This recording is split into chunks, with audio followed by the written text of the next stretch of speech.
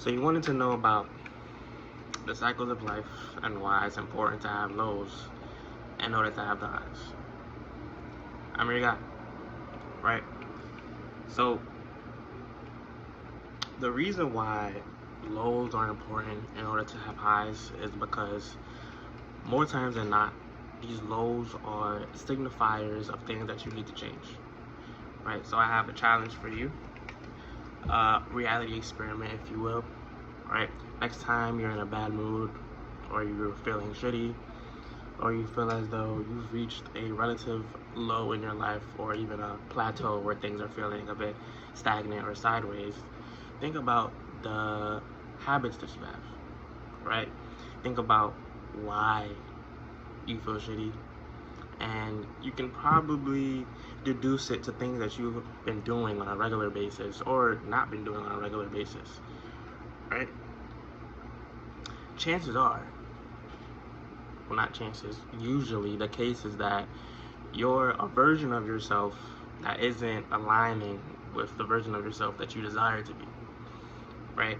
So these lows, a lot of the times, will signify to somebody that you need to adapt to your desires, your desired reality, by becoming a different version of yourself, where you remove habits that have led to this low in the first place, right?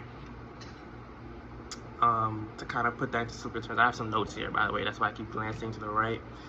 So to kind of put this into perspective, I have this content creator that I watch that I've learned a lot from, and he said a lot of wise words in the time that I've watched him. His name is Charlie Morgan, and he once said, "It's not about what you do, it's about the things that you don't do," right? It's about removing those bad habits that have led you to the place you are. And he was saying this in his own context of he kind of used a mini example of a diet, right? Of a diet of someone trying to get healthy. It's not about you having a great or a specific diet where, you know, there's people who only eat rice and chicken. There's people who only eat like vegan stuff like tofu and all that.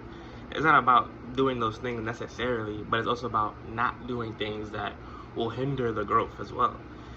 For example, don't eat bullshit. Don't eat fast food all the time, right? If you want to become healthy, right? Don't, you know, you see a cup of water next to you and a cup of soda or a can of soda. Don't pick the soda, right? Like, pick the water, pick the thing that'll help you. Don't pick the thing that'll hinder your progress. And chances are in the long term, you'll do a lot better than if you were to pick the things that will hinder your progress instead, right? What I'm getting at is every time you remove a habit and you consistently follow through, you're creating a new version of yourself, a new identity, if you will, right? So if you looked at the things that led to your low in the first place and you go, the current version of myself constantly does X. However, I feel that's not conducive to the reality that I desire or the things that I want to achieve. You would have to remove that habit, and guess where that would lead you to be? The new version of yourself. And I'll give you my personal, experience with this in its own context. And I'm going to use the context of my trading journey or investing, whichever one fits your, definition. And I went through 3 different versions of myself for my trading journey, and I'll explain to you exactly how it went for me. So the 3 different versions of myself that I would describe for my trading journey. The first one was when I was a beginner. The second was when I was a swing trader. I'll explain to you what that is if you are not sure what it is later. Just give me a few minutes. And the third version of myself was a medium to long-term investor, right? And in order to get to the next version of myself from the past one, right, to get from the third, from the second, or the second from the first, I have to look at myself and figure out what am I doing wrong and what are things that I can do right. Specifically, what am I doing wrong though? I had to figure out what was stopping me from making the growth I wanted to make, what was stopping me from making the progress I wanted to make, and how can I refine my skills to become the version of myself that I want to become. So if you start with version 1 of myself, right, this is when I just started. This was about 2-3 years ago. I didn't even know where to invest, right? I was investing off Cash App, right? If you're an investor, you trade, or you know people who do it, you've probably heard of apps like Robinhood, Webull, Forex, etc. I was doing that shit on Cash App. Nobody does that, right? So that's like first red flag. I was doing it on Cash App. I was having little to no research on the things I invested in either. It was just like, I saw something, I looked at the chart, and it was going up. Cool. I want to make some money. I'm going to invest in it as it goes up, just thinking that's how it works. Ironically, the first time I ever did that, it did work. But as time went on, it wasn't as successful. During that time, a habit that I also had, a second habit, was I was going off word of mouth of people around me. They weren't professionals. They weren't, people who were making this their career. Not saying that they didn't have the necessary knowledge to know what they were doing, but it's also like, if you want to become great at something, you have to study the greats, not just the people around you, right? And that's in any endeavor, right? You're not competing with your peers. You're competing with the best, right? That's why you should always study the best and emulate the best when you're entering a new endeavor. So I was going off word of mouth of people around me, right? That's my second habit. My third habit was that usually when I enter the trade, I kind of briefly went over it when I was talking about my first habit of doing little to no research. Whenever I would enter a trade, it was kind of just like a, fuck it, let's see what happens if I invest in this. That was not good at all, because that's not how you should invest. There should always be a strategy, a plan, or of some sort, right? And the fourth habit was, I was just used to losing money, right? I was just used to it. Like, it was just what happened in the journey of learning. So we have these 1, 2, 3, 4, 5 habits of little to no research, going off word of mouth. I had no long-term goal, which I didn't mention. I was saying, fuck it, let's just see what happens. And I was used to losing money, right? So that's 5 things. That was version 1. And that was when I was beginning my journey.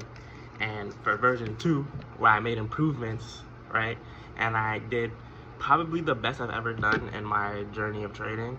I've reached upwards of 100%, like turning my account around from square one to doubling it, and percentage-wise, I increased it by 100%.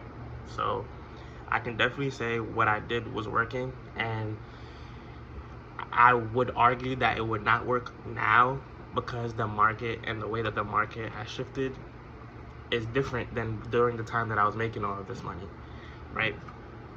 The version 2 of myself was a swing trader, not a beginner anymore. I wouldn't consider myself a beginner anymore, because this is during the time where I was doing more research specifically on day traders and swing traders.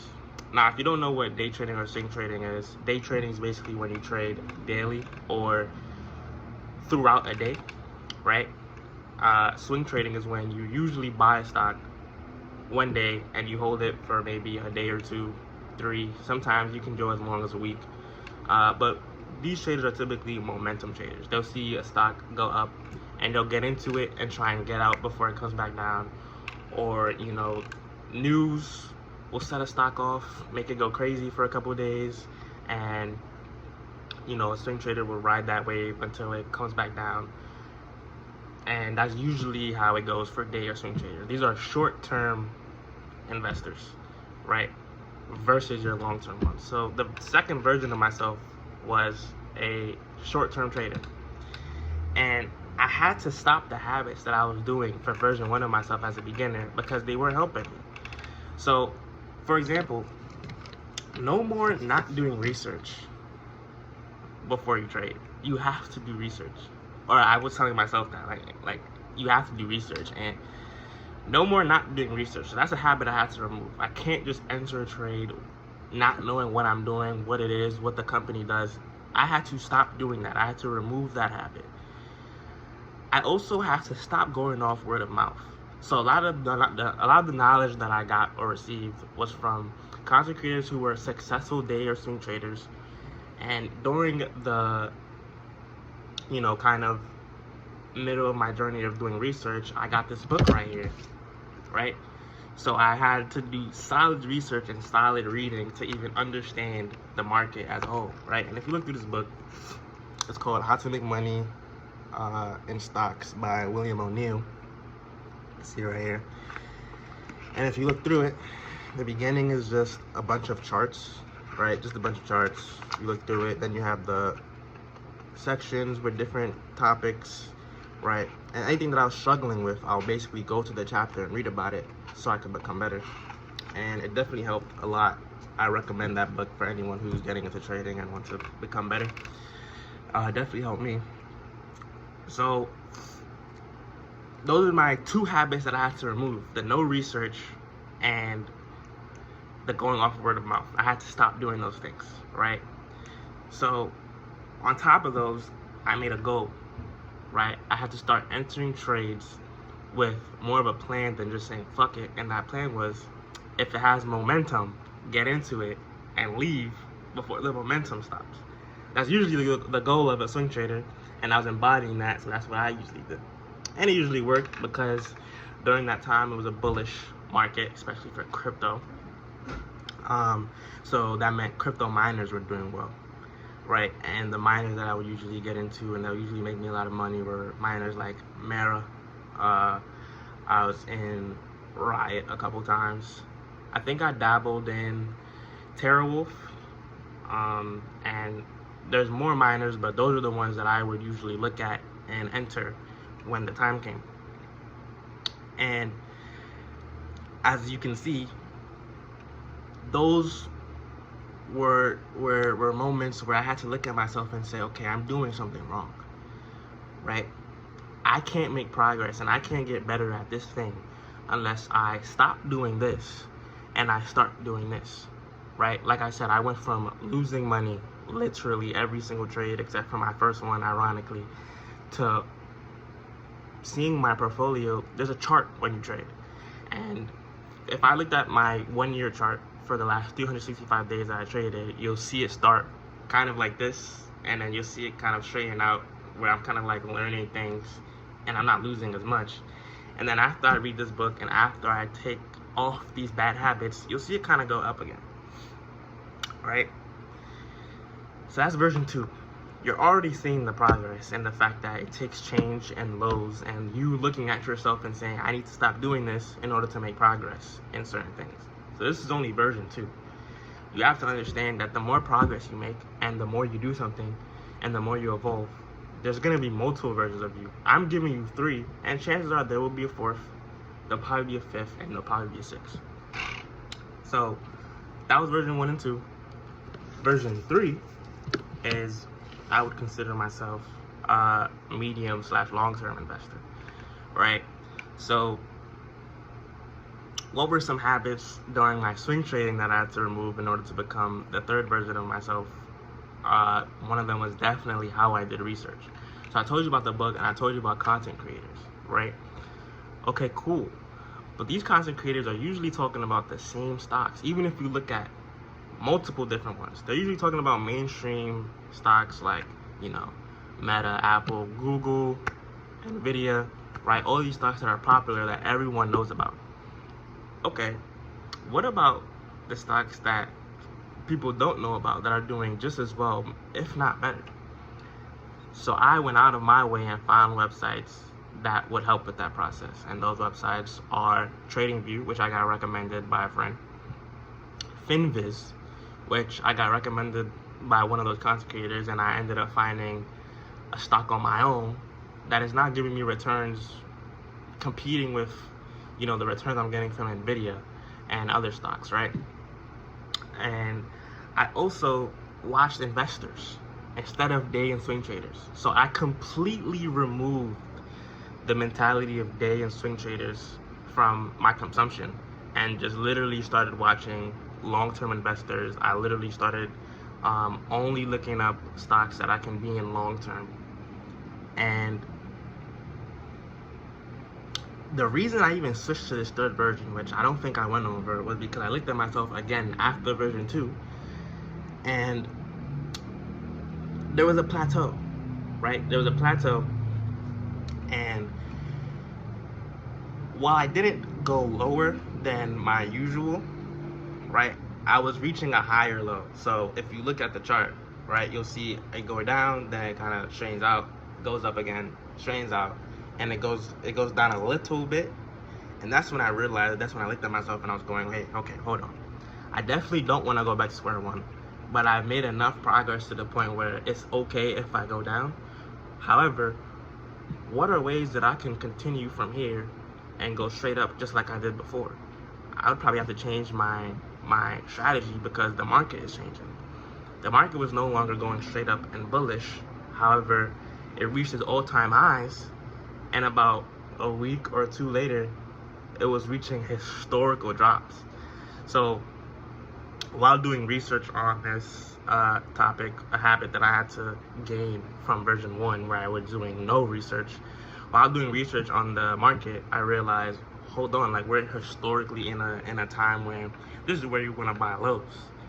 And that's when my whole mindset shifted, and I started thinking to myself, okay, I can't just keep swing trading and day trading every day. I can if I really wanted to, but if I wanted to see proper success, proper gains, I'm definitely going to have to change the habit that I have from day and swing trading, remove that, and get into the mindset of an investor or trader or a long-term investor, right? That happens, and now, right, for the past, I would say week and a half,